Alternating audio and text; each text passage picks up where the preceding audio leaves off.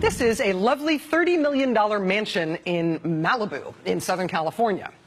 This is a bejeweled glove that Michael Jackson wore on the tour to support his album Bad. It's a crystal-encrusted Michael Jackson glove.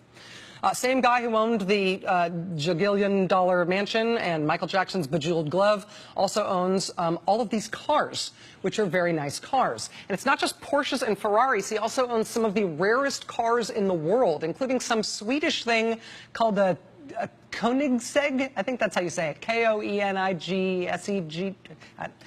Koenigsegg. He had one that was one of only 7 ever produced. It cost something like $3 million for a car. Same guy owned all this junk. The mansion, the rare cars, Michael Jackson's bejeweled glove. He also apparently owned 6 life-sized Michael Jackson statues. Not all that big, actually. Michael Jackson wasn't all that. Anyway, all the same guy. And this is the part where I tell you the good news, that the guy who owns all of this stuff is not the latest announced nominee for the Trump cabinet. No, it is the vice president of a country called Equatorial Guinea. His dad is the president. He's the longest serving president of any country on earth. He's been in power for 36 or something years.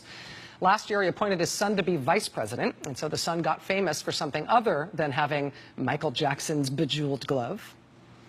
Equatorial Guinea is one of the poorest nations on earth. 3/4 of the population lives below the poverty line. Most of the country lives on less than $2 a day.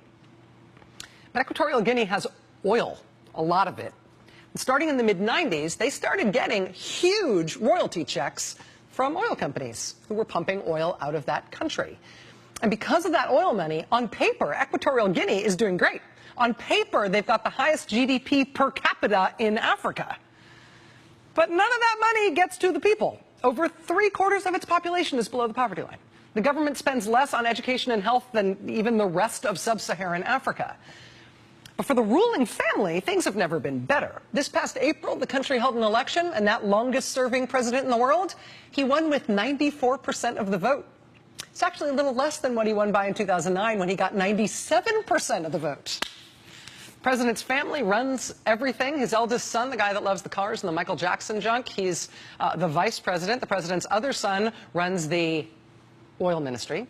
The first lady's brother is the head of the state-owned oil company, GE Petrol.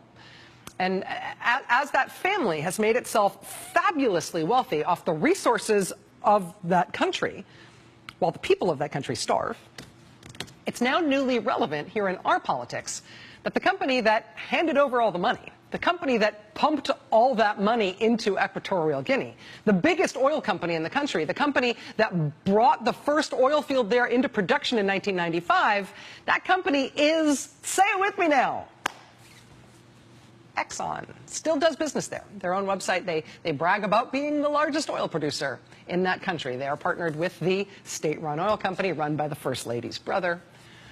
And if you want to know how the oil money for that country ended up not in that country, but instead just in the pockets of the ruling family, turns out it's really simple.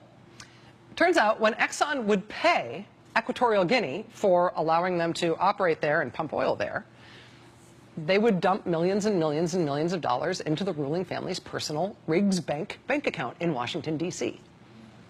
Right through 2004, they were doing that when U.S. authorities discovered that bank account, and that became the subject of a U.S. Senate investigation. And that is now newly relevant because the guy who is maybe going to be our next Secretary of State was the CEO of Exxon when they were funneling money into the president of Equatorial Guinea's private account.